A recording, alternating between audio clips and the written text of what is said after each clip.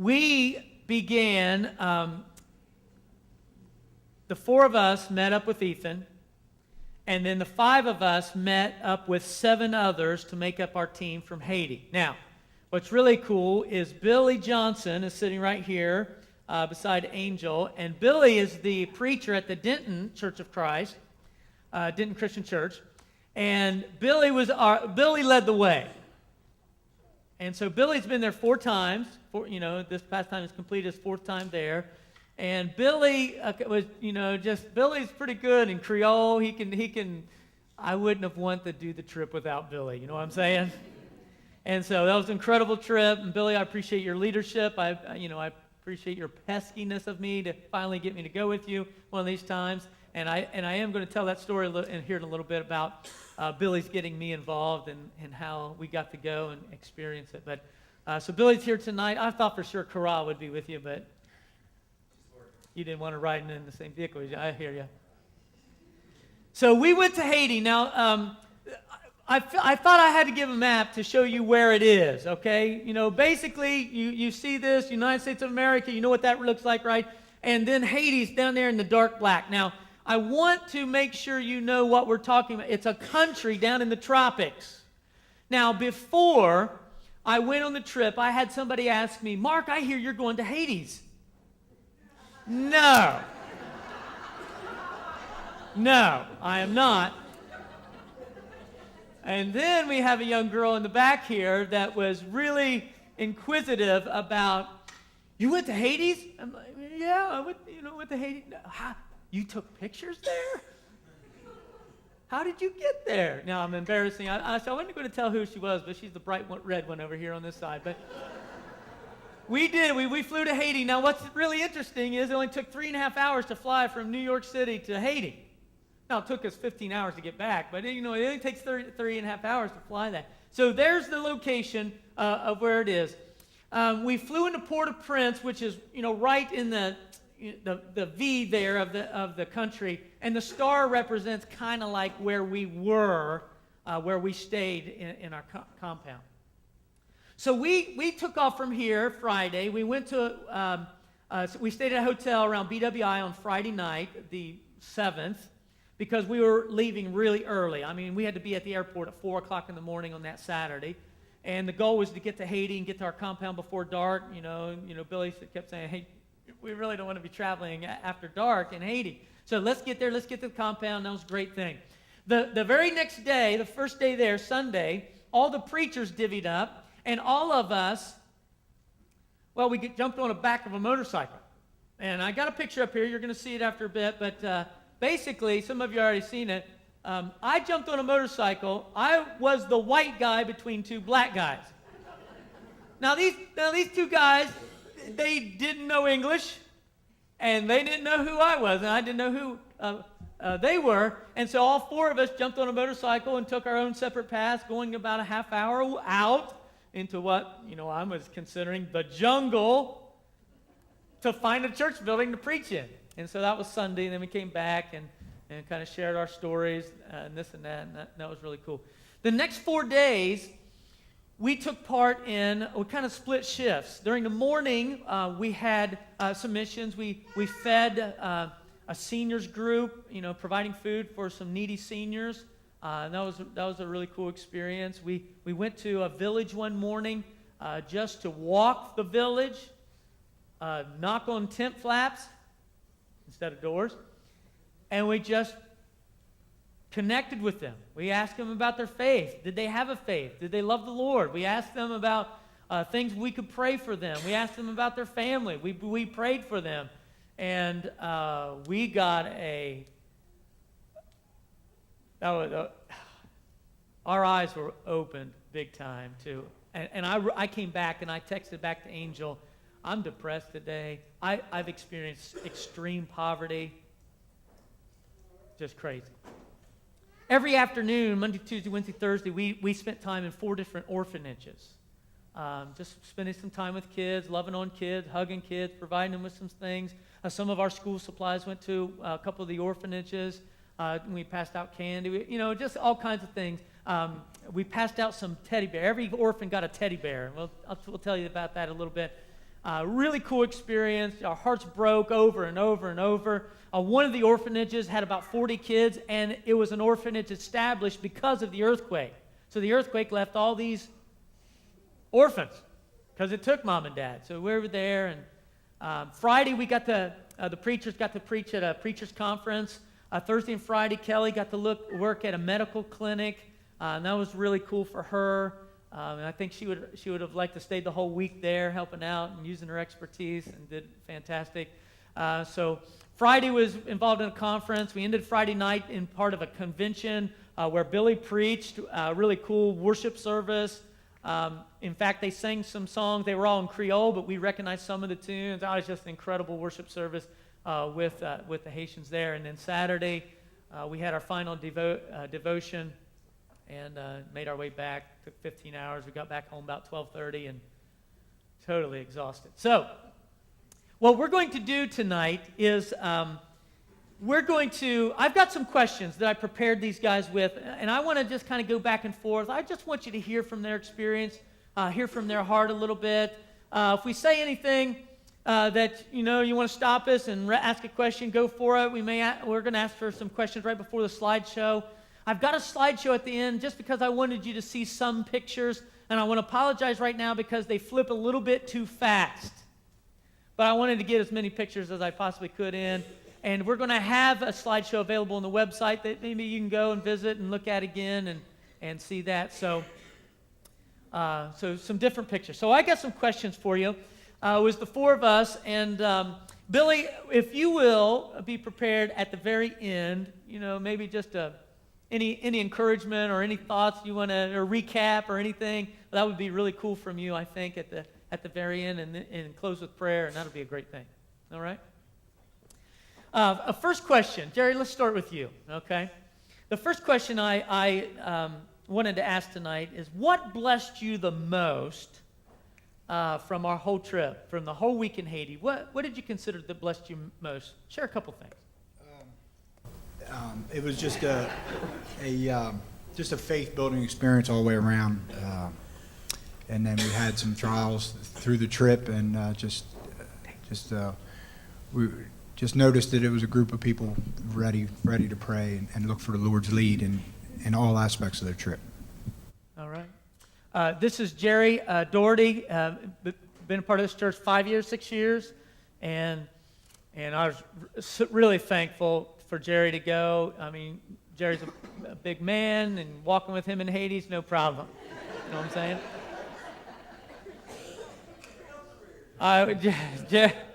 Jerry brought up the rear a lot of the times, and I always thought on the trip that if the Holy Spirit was blinking, Jerry was there to fill in the gaps. So really thankful. Kelli Meoli is in the middle here. Kelly's been a part of this church for several years. Her husband is Michael, and kids Lauren, Rachel, and Dylan. And Kelli was asked really to be part of the kind of a medical prong, got to work there a couple of days. Kelli, share with us what you felt like blessed you the most on this trip. I was blessed to be walking between Billy and Jerry. I was blessed by being able to focus on Jesus during this week and just have alone time with him because our lives are so busy and filled with so many things. And also having intimacy with other people, just sharing faith with the people that were in a group, and then the Haitians, and then just less busyness. So there was time to serve, and there was time to reflect through the journaling, and I enjoyed our devotion time at night. Cool. This is my son, David. I've got an interesting story we'll tell you at some point during our hour tonight. And David's 14. They don't really, you look at our government's site for traveling, they don't recommend anybody going to Haiti. And they especially don't encourage minors going. Well, I felt like most of the week, I really felt like that most of the kids there looked at us as if we were the only white people they've ever seen. And then I got thinking about it. David might be the only white youth they've ever seen. I don't know that, but it was a blessing to have my son on the trip, and just some great things. And David, what did you say was one of the biggest blessings for you? One of the biggest blessings for me was going into the village and praying for different people and also sharing Christ with them. And we gave them a gift of stuff, so that was cool. One of the villages we gave a bag of just some basics of shampoo and soap and toothpaste and toothbrushes and washcloths and a couple other things, just some some rice and some beans and just some basic things, because they didn't have it, and just incredible. My answer to that question, just huge blessings all week long. First of all, I felt very close to our team. I mean, we had a team of 12, and I really just appreciated my time with Jerry and Kelly and David, and just, spend a week with Ethan again. Fantastic blessing. Early on in the trip, I felt like the Lord wanted me to be a blessing to our translator that was with us most of the week. Now, there were a couple of them, but one of them that was there more than not was a guy by the name of Isaiah.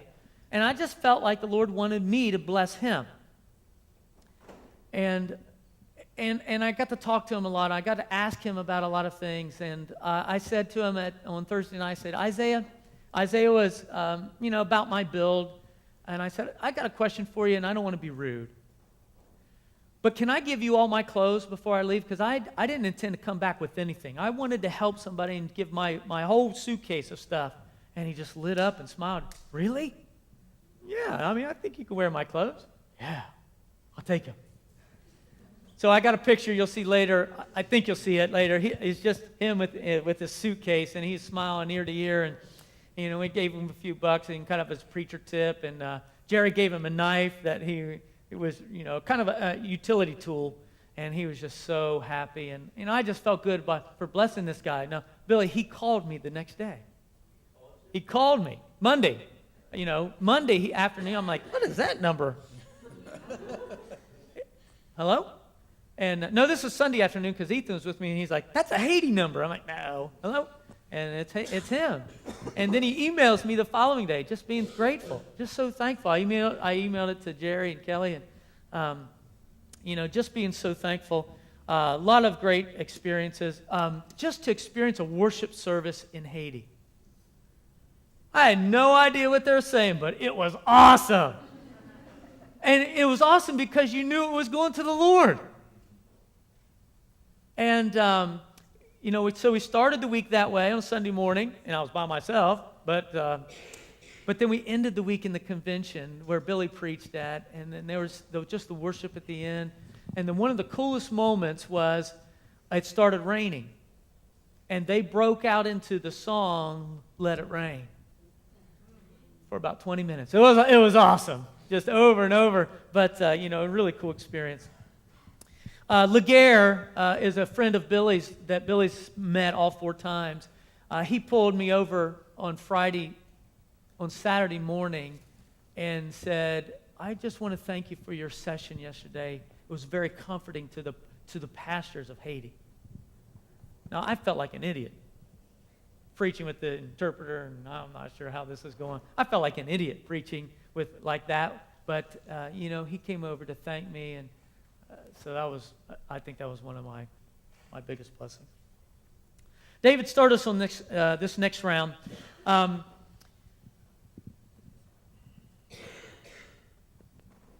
What will haunt you in the days to come? Because of our experience in Haiti, what's going to haunt you? Well, one thing that'll haunt me is driving on the highway and seeing all these nice houses and these people with nice cars, and then thinking about Haiti and people are living in tents and having to walk barefoot everywhere. And it's crazy. The road out in front of my house is better than any road we traveled on in Haiti. It's crazy, just crazy. But I think so, David. Kelly, what's something that's going to haunt you? Just one thing? You can share a couple. Go for it. I put the evidence of extreme poverty. There was just very poor shelter, trash everywhere, not clean water, very few jobs in education, and just poor infrastructure, the lack of roads or the poor roads, just not a system conducive to living well. And of course the orphans, they didn't have any parents, they had great need, and especially one little guy I met, I'm going to butcher his name, Son Son. What will haunt me is he asked me for shoes, and I didn't have any to give him. So that will haunt me probably. We were, one of the guys that went with us, he preaches in a church outside of Baltimore, and their church, we collected school supplies. Their church went to Build-A-Bear, and they sponsored a Build-A-Bear bear for 150 orphans. Now, it cost a little much to get those over there, but Billy and I were like, we have 5 huge things of bears. I'm like, bear? Really? All right, we'll take them.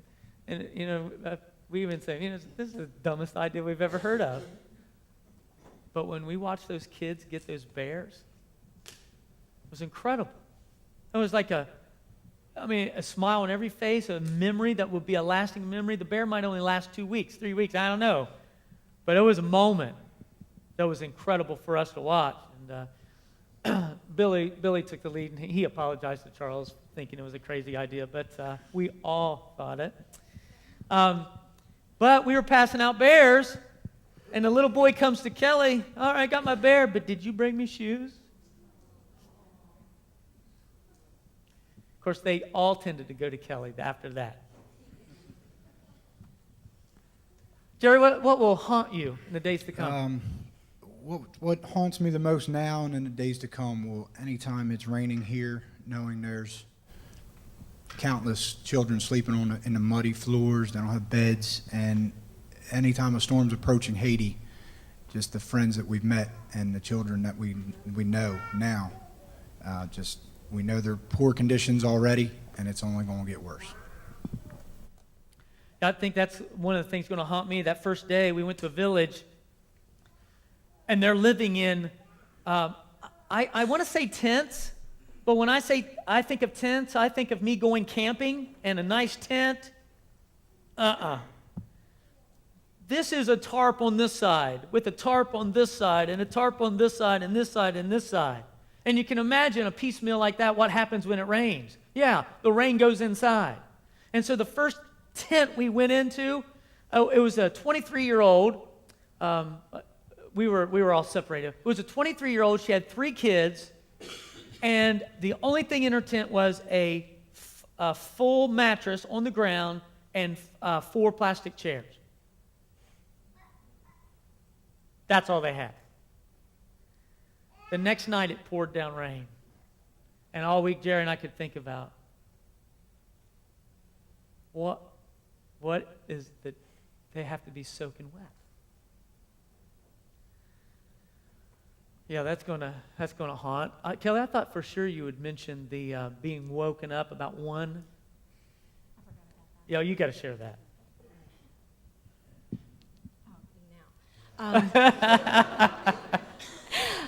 The first night I was there, we were sleeping. I felt like our accommodations were luxurious compared to what we had seen. The ladies were sleeping together in a little dorm with mosquito nets, and I woke up about 1 in the morning, and I heard drums and chanting outside.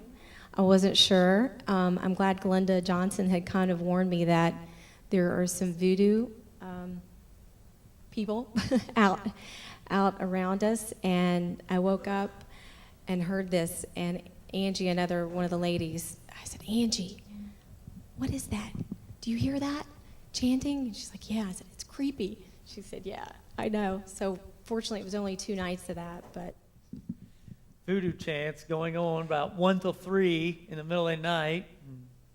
Kelly got that the first night, I think we all heard it, but Kelly's the only one to pay attention to it. I think some things that are going to haunt me is watching people sift through the trash just to find something to eat.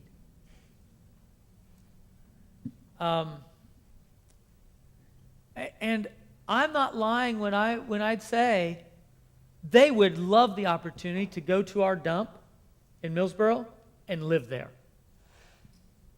Because I guarantee they find a lot of treasures and we'd throw away. And it's just, there's an image there that's just going to haunt me for a while. Images, the first image, the first impression I had of Haiti. You know, I'm kind of going into it, feeling unprepared. I don't know what's going on. And as soon as we're about to land in Haiti, I'm looking out and I see fields and fields of what I saw as pig houses. I mean, when I grew up, we raised pigs. And just a little metal building. I mean, a building with tin on the top and tin. Fields of, that's what they lived in. Pig houses. And that sight coming and flying into Haiti is going to haunt me, I think. For some reason, we saw the happy finger quite a bit. The middle finger raised at us in disgust. And I'm not really sure, I called it in the misunderstood happy finger headed toward us often. And it was usually of young or maybe older teenage guys, you know, and their assumption we're white, rich Americans just coming to look, just coming to get a movie, coming to get a show, you know, not understanding any reason why we're there. And it's just, you know, a little haunting. Mark, I felt like they were targeting me with that. Well, good. You can take it, so. Sure. Let's go to another question. Jerry, start us on this. What surprised you the most on our trip? I got a whole list here of things, but I'm going to keep it quick. The destruction that was still left over from our earthquake that was 2 years ago. And then I saw 6 people. I saw a whole family on a motorcycle. I mean, that's just all they had. And then how happy the children were with the teddy bears. I mean, it was... I had to agree. The trouble it took to get it over there. I didn't realize teenage boys had never had a teddy bear. It was shocking. Kelli, what surprised you? Actually, a lot of things. One of the things that surprised me was with how little the Haitians had. They were so giving to one another. They had a real sense of community. We would go into the village and, you know, it'd be a family, but if someone was missing, they knew where their neighbor was. And they would say, oh, she's over here. So they had a real sense of community. And I was surprised at the Haitian Christians' really joyful worship. I mean, they really just had a pure faith. They just loved him and they showed it. And the one thing that really surprised me, that most Haitians have cell phones. I was really surprised at that. I think the only 2 modern convenience things or modern things I saw was solar panels and cell phones. So. All right. David, what surprised you? One thing that surprised me was on the drive from Port-au-Prince to the compound, in the bus, sometimes we'd stop because there was lots of people that would like walk in the middle of the road. And every time we'd stop, people would come up with these packs, like these little plastic packs of water, and they'd try and like put it at the window and try to make you buy it. You had to tell them to go away. And there was only certain water where Americans were allowed to drink, or we would immediately get what Billy referred to as the Haitian happiness. And I don't need to go into detail on that, probably. But there were some surprises, a lot of surprises. The first surprise came to me when we were in the second orphanage, I think, and the kids started singing. And they kind of started singing this song. I'm like, hey, I know this song. What is this song? I know this song. And it's in Creole, so I'm like, not getting it. I'm not getting it. Then they start singing verse 2. Rejoice in the Lord always, and again I say rejoice. But they were singing it with such life and such gusto, and I'm like, it was one of those surprises, like, wow. and they're singing "Rejoice in the Lord Always." And again, I say the conditions they are in. Yeah, that one shocked me a little bit. I was shocked with.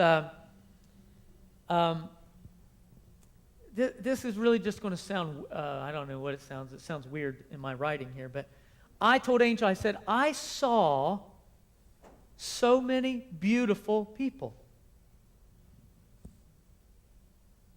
I mean, guys, ladies, they're beautiful.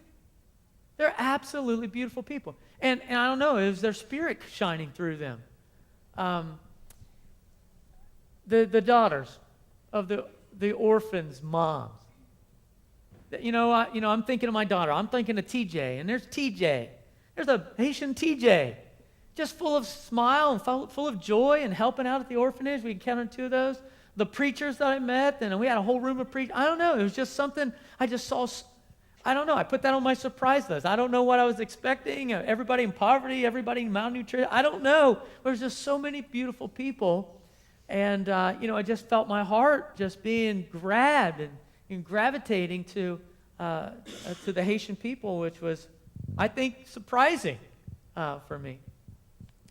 A real surprise was we get there the first night, and I go in this back room of where we're staying, and I open the refrigerator, and there's these tall glass bottles of Coca-Cola. And it was the only thing cold we had all week. So it was my phone said 98 degrees every day, and it dropped down to about 90 at night. So anyway, that was interesting.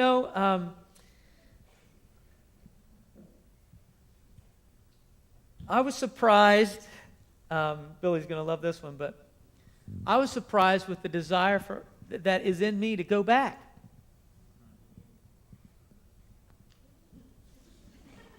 And Angel just smacked Billy. Angel's going to go with you. Angel can go. I would have never. Okay, I've got to tell a quick story. Some of you might remember Nereel Dunde, something. He is a Haitian preacher.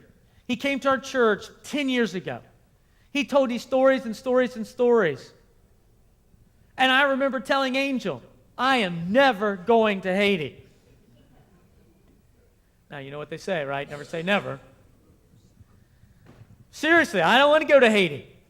I never want to go to Haiti. There's 100 other countries I'd like to go serve Jesus in. Haiti? So Billy asked me to go to Haiti this past December. Mark, we're going to take a trip in May. I really want you to come. Why don't you come and go with us to Haiti? We're sitting in Arby's as he's asking me, and I tell him no. Now, I really couldn't do it in May. I've had all these commitments already made in May. It's just not going to work. No. As soon as I told Billy no, the moment the no came out of my mouth, I know I just told the Lord no. I know that.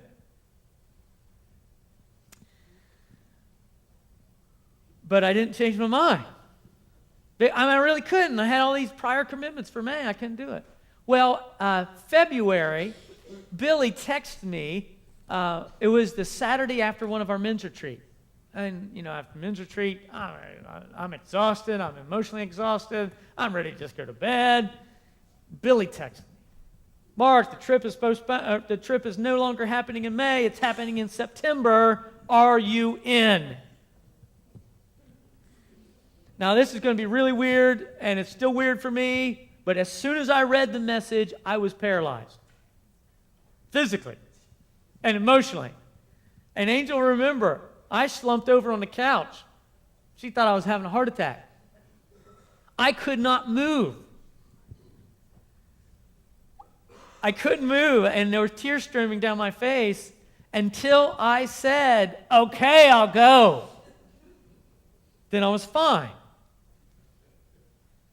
And it was as if the Lord just put his little thumb on, me, and says, you're going to stay here until you say, well, yes. Like I want you to say yes. And I'm thankful in the whale.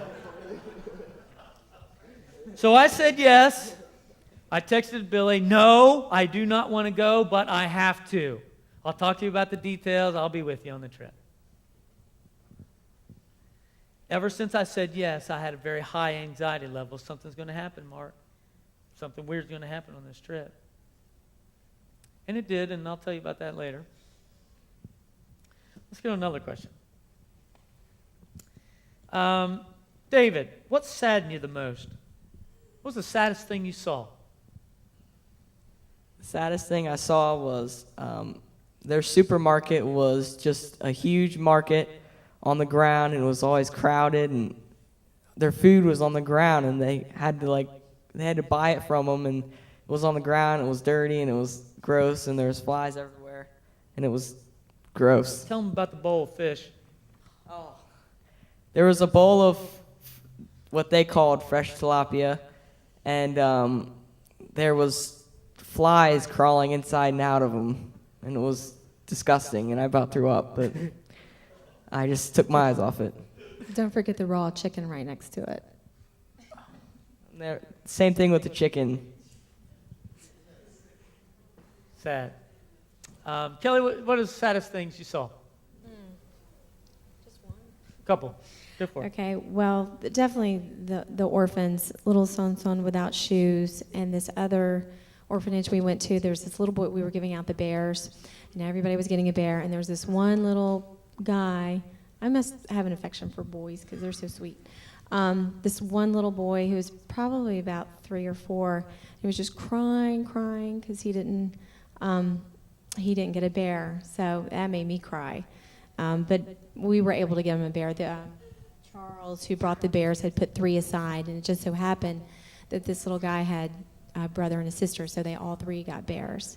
And then the other sad thing that I saw near the site where our guest house, there was kind of an elderly home. There was a lady there. She might have been in her 60s, I'm not sure. And she was caring for 3 elderly people. And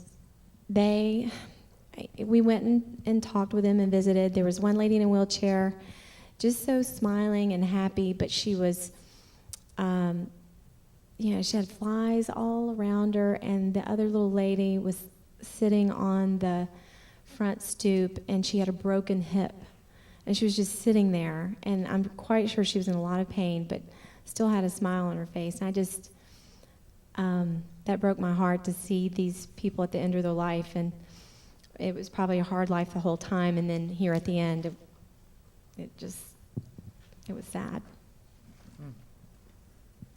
Jerry, saddest. One of the saddest parts was to drive down any road and any stream you saw. There was women and children bathing and washing their clothes in the dirtiest, muddiest water, no matter how deep or shallow. And then the living conditions, I compared them to a chicken coop. They're just no water, no electric, and no orphans. Just horrible. I think the first orphanage we went to, one of the saddest things for me, their kitchen was literally outside under a tarp. It was their kitchen. And in the middle of the kitchen, they had this big black kettle, and it was full of porridge, corn porridge. That's what they had to eat for the week. And it was just, I was so thankful we weren't eating it, but that's what they're eating. And it was like, that was it for the week.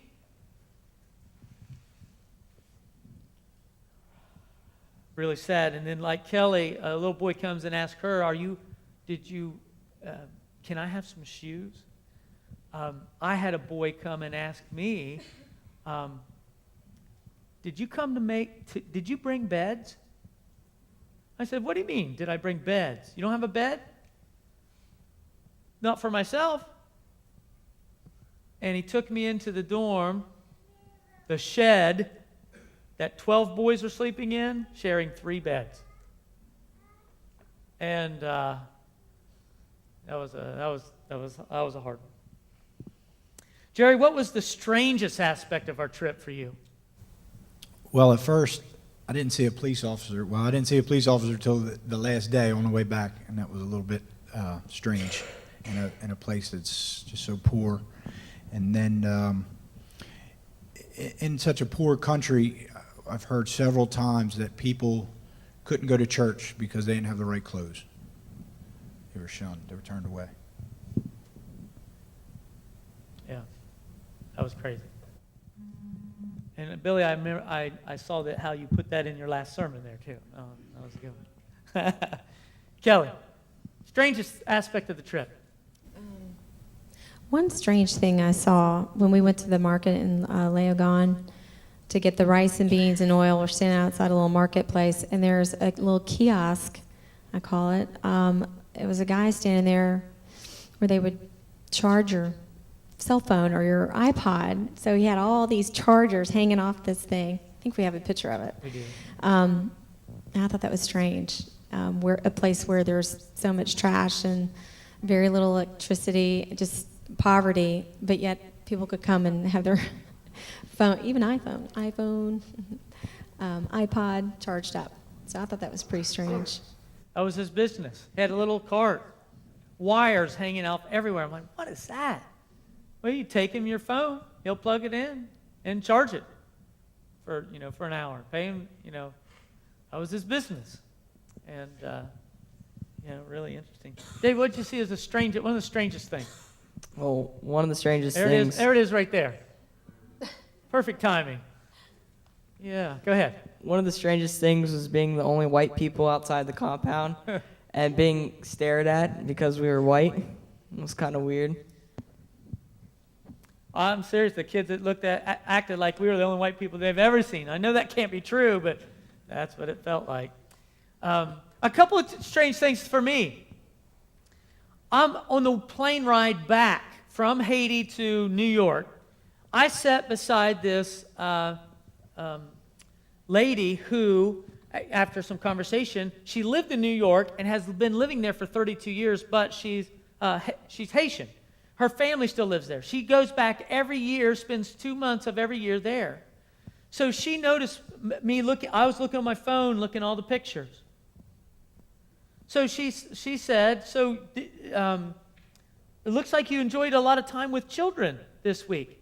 I'm like, yeah. Well, what were you doing there? And I kept showing her pictures. We went to this orphanage and this orphanage and this orphanage. And she was responding like, that's sad. That's all they had? Yeah, that's sad. Then I showed her some pictures of the village, and she was like, where was that at? They're living like that? Yeah, that's sad. So I was a little bit freaked out because we spent 8 days in Haiti. We traveled along different places. We didn't see anything nice. Obviously this lady lived in the nice side of Haiti, but we didn't see where that was, and she had no clue about this side. That was strange for me.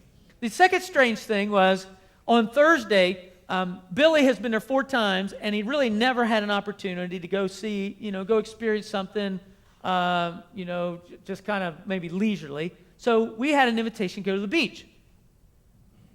Billy said, I've never been there in 4 years. That would be kind of nice. Let's go to the beach. Let's go to the beach one afternoon. We go to the orphanage in the morning, and then we'll go to the beach. So we went to the beach, and as soon as we get out on the beach, there's this island out there about 500 yards away. I'm like, yeah, let's swim to the island. We all jump in the water. We start swimming. We get to the island. We walk around the island. It's great. There's coral everywhere, all kinds of stuff, shells. It's beautiful, right? Beautiful. So Kelly and I and a couple more, we swim back, and Ethan lingers, and Billy lingers, and David lingers, and Billy's brother lingers. 4 of them stay on the island. David and Ethan jump into the water to swim back, and like 10 feet into the water, David starts screaming like crazy. So it's freaking Ethan out. He told him Sunday, David, what's up? What's up? Because Ethan's afraid for himself. So finally, David gets out of the water, and he's picking this jellyfish off of him, throwing it down. I mean, it clamped a hold of him and stinging him like a whole bunch of bee stings. So this fisherman comes over with a dugout canoe, brings David back, and David's like, Dad, I need to get help. I got stung. And I'm trying not to be too concerned because David sometimes freaks out a little bit. So I'm like, just go back and get your shoes, and then we'll go get some attention. Well, long story short, David starts having a reaction to the sting. And it's swelling up big time. It got him here, it got him on the chest, it got him here, it got him on the leg. He said that the jellyfish was as long as his body. And it's wrapped around him, stinging. So, it's swelled up, and the natives are coming up, rubbing limes all over him. Charles had some Benadryl. We get 3 Benadryl in him. And, he's just starting to go crazy. He's shaking, uncontrollable, breathing hard. And here I am holding David. And, David, I'm not embarrassing you. I'm just, telling the story. I'm holding David the whole time. David, you got to calm down. You have got to calm down. You got to breathe. I know it's a jellyfish. It's a little poisonous. It's got to run through your body. You got to calm down. And finally, one of the guys, locals there, comes to Billy's mom, who was on the trip, and says, you got to get to a doctor fast. So one of the locals says, I know where the Cuban hospital is. It's probably the best place to go. I'll take you there. So in a matter of 15 minutes, we are at a Cuban hospital in the middle of nowhere in Haiti, and they don't speak English. And the Cubans don't speak Creole. That's odd. But anyway, so we had to wait for a guy to come, translate Spanish to Creole, from Creole to English, and David's going, he's shaking uncontrollably. He's breathing hard. He can't, he's like, my chest is tightening. I can't feel my legs. Dad, I'm paralyzed. I'm like, honey, you're not paralyzed. Wiggle your toes. They wiggle, but he can't feel them. He's telling me all this stuff.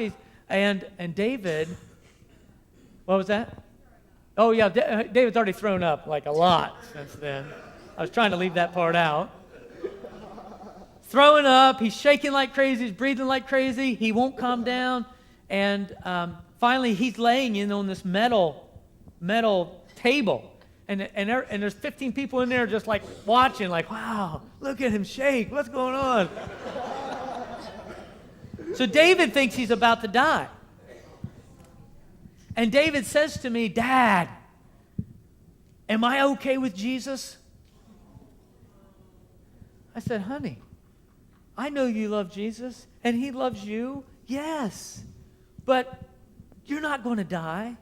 Dad, it hurts so bad, just let me go. I'm ready to go, just let me go. What?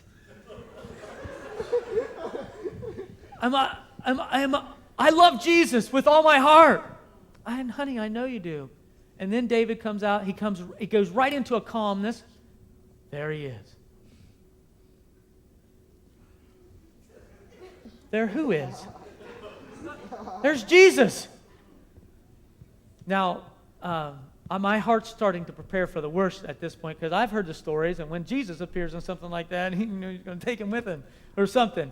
And the doctor was Cuban, and the doctor had walked into the room. It's a Cuban doctor. And the doctor immediately said to David, I'm only here to help you. That dude doesn't speak English. But David heard it, and I heard him say that I'm only here to help you. David sits up at the bed and says, hi, and jumps into his arms, like he wants to lunge into his arms. And I'm like, David, lay down. Not going anywhere. You've got to breathe. You've got to breathe. You calm down. So he thought he was going to die. We were transferred to another room, and the story ends with this beautiful Cuban nurse massaging David's head.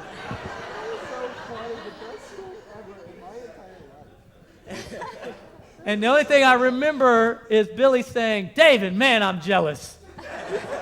So anyway, I don't know. I didn't understand the timing of that. It was so funny. But David thought he was going to die, and the only thing I could think of when he says, there he is, Jesus. What am I going to tell Angel? Don't Facebook anybody. And don't Facebook anybody till I talk to Angel. Yeah, that was the strangest thing that happened on the trip. But as soon as that was over, we got him back to the compound. He's calmed down. All that anxiety that I had before, knowing something's going to happen, it was gone. It just happened. So, David, what would you say would be a takeaway for you? One thing that'll be a takeaway for me is that I need to pray for the people in Haiti or in any country without Jesus, because I've been to Haiti now and I can see what they need, and they need prayer.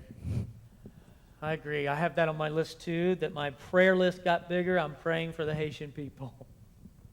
Kelly, what's a takeaway for you? I had 3 big takeaways. My takeaway was that the Haitian Christians they had joyful worship and a pure faith in the midst of really terrible circumstances, and I was really impressed by that. I was also impressed by the Christian missionaries there and their sacrificial service. That was amazing to me. And both of those things it made me reflect and made me very thankful. You know, coming away from that, seeing that poverty made me appreciate, all the things that we have. Me too. Great ones. Jerry, takeaway. Seeing that these Haitian people had nothing and they praise God all the time. I mean, it was the first things out of their mouth. My biggest takeaway is no matter the situation or how bad it gets, just keep God as a focus. And it's changed my praise and worship time with the Lord. It's really, he really did some work on my heart. First thing I put down, I'm not complaining about anything. I'm going to be very thankful about everything, even if I have to wait in the doctor's office for an hour. Now, Kelly worked at the medical clinic. In the medical clinic, they service 46,000 people a year at this medical clinic. And that's overwhelming. But they show up between 5 and 7. What time did the clinic open? 7:30 or 8. They showed up at 5:30, waiting at the door because first come, first serve. When they let them in the door, they go wait in this big tent. They're waiting in a tent for them to call you. Next. It had to take all day to wait through that tent line. And I'm thinking, all right, next time I even have to wait at the doctor's office, with a nice, comfortable seat and a nice magazine to flip through, I'm just going to praise the Lord even for that. Oh, that was crazy. One of my takeaways was Isaiah, that was the translator for us. He preaches every Sunday in different places. But just in casual conversation, he kept giving glory to the Lord. He just kept bringing the Lord up in just real everyday conversation. I just loved how he did that, and the Spirit was so, I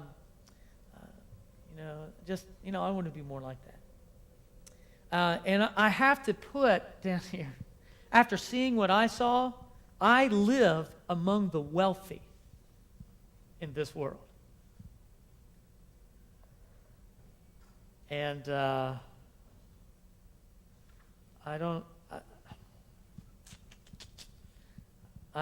felt like I shouldn't even complain about gas prices from what I saw there. Let's go to another question. Jerry, why did God want you on this trip?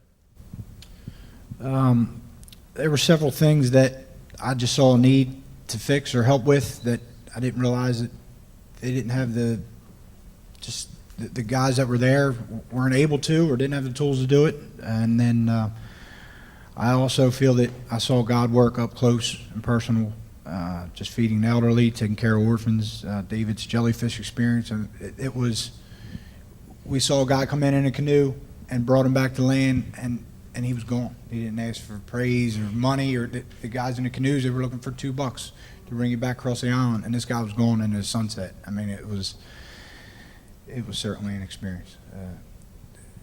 It was unexplainable. Kelly? I think God wanted me on this trip just to move me to grow spiritually. I think I know I personally, it's kind of been a spiritual plateau or valley, and I think this trip was important for me to go on to re-energize some worship and time with God and be closer. Okay, David, why did God want you on this trip? He wanted me on this trip so I can trust in him even in bad situations, because we were in some scary situations in Haiti, but he helped us through them. All right. I put, it was definitely me going way beyond. My heart was expanded. I got to see real poverty. And I think God wanted me on the trip to be an encouragement to our team. Billy asked me, I have a special mission for you. I want you to be our team's spiritual leader for the week. So every morning we had devotions. Every night we had some feedback time. And I think the Lord wanted me to do that in a special way. And I really enjoyed doing that. Jerry, how did the Lord work on your heart? I feel that he showed how truly blessed I am with the family he's provided and the career he's provided. And I've seen that when you say yes to the Lord, that the Lord shows up in incredible ways. And I'm looking and waiting for the Lord's lead, taking myself out of the picture. Kelly, how did the Lord work on your heart? I think because of the two big things I saw was that picture of worship in the Haitians and the sacrificial service of the missionaries. I was left with a question of how deep is my love? How deep is my love for the Lord and for God's people? So that really pressed on my heart this week, or last week. David, how did the Lord work on your heart? He made me get out of my comfort zone, and he also worked on my heart by letting me care for other people instead of myself and family and my friends. All right. My answer to that question was, I saw the Lord working on my heart to encourage me to lose my inhibitions and just do it. Just do it. I mean, to preach with a translator was just do it. And, I saw him working on my heart that way. I saw him, I'm convinced that the only thing that matters in this world is whether or not you love and worship Jesus, regardless of what you have. I was challenged in my heart this week to know that the favor of God doesn't necessarily mean blessings of God. Because I saw people who loved the Lord with all their heart and had nothing. So that's a challenge to me. And a lesson I think I challenged my heart was, Mark, you need to trust him first, understand him later. And I think that was huge. Trust him first, understand him later. Okay, one more question. Jerry, will you go back? Honestly, this week I'm going to have to say no. Because I've heard over and over and over again, just out of the blue, my children telling me they're glad I'm back, they miss me. I don't necessarily know if my wife could handle another week, and I think Randy would quit. And I need you. All right. So maybe in a year or so, but not this week. All right. Kelly, will you go back? I would go back. I would need some time, but I really enjoyed the Haitian Health Ministries. Enjoyed the couple over there, and I enjoyed the whole week, but those 2 days in particular were very enjoyable. David, will you go back? Yes, I would like to go back, but not by myself. I'm a little bit surprised with my own heart, but I'm almost anxious for the next time we go back. And one of the reasons why is about 11 of you are going on the next trip, possibly. And I can't wait to line that up. And I just know what it did to us.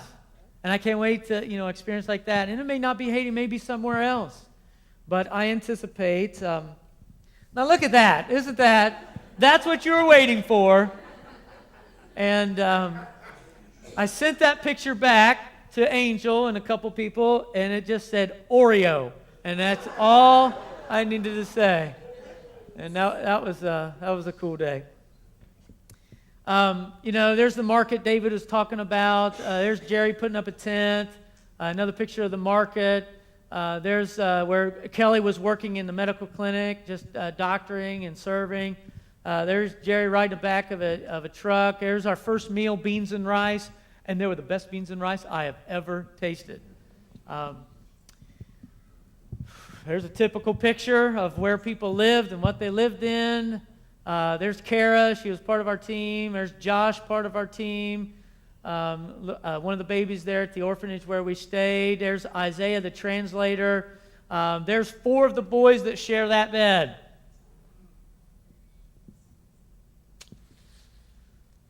There's me and Ethan trying to put up a ceiling fan. Ethan and I put that fan up 3 different times. While Jerry put up 4 other fans. So, there's a couple of the bears that we handed out. That was just an awesome, awesome experience. There's Glenda. That's Billy's mom, Glenda. What a great, her heart is the biggest compassionate heart I've ever seen, I think. There's a typical scene in Haiti. They have gates, and everything's just collapsed because of the earthquake. And rubble's just still standing. It's just everything, just a mess. There's just far to the left, you can't see, is the island, and that's where David about, bit the dust. But anyway. Now, I have a slideshow that I want to show you, and I'm going to apologize because the pictures are going to go really fast, but I want you to see some of the pictures. And there's a song that goes with... I want you to listen to this song, too. I heard it for the first time when I was in Haiti. And so I had a worship experience when I heard this song, so it was only right to put it to the slideshow. So I've got some pictures for you. I just want you to see. And here's the thing that's wrestling with my heart. I spent 8 days in Haiti. I'm seeing extreme poverty. I come back. I pretty much was brain dead Monday. Tuesday I got out a little bit and did some ministry things, saw some people, and my question still is, I don't know that we're any better off.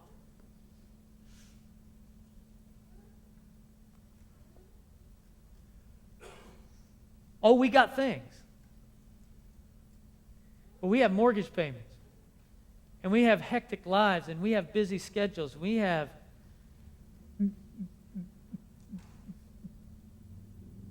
and I see this extreme poverty, but I see them hanging in community. And I see them fending for each other. And I see them worshiping, and I see them crying, rejoice in the Lord always. And again I say rejoice, and I'm here now, and I'm not sure we're better off. And I think I'm going to have to wrestle with that one.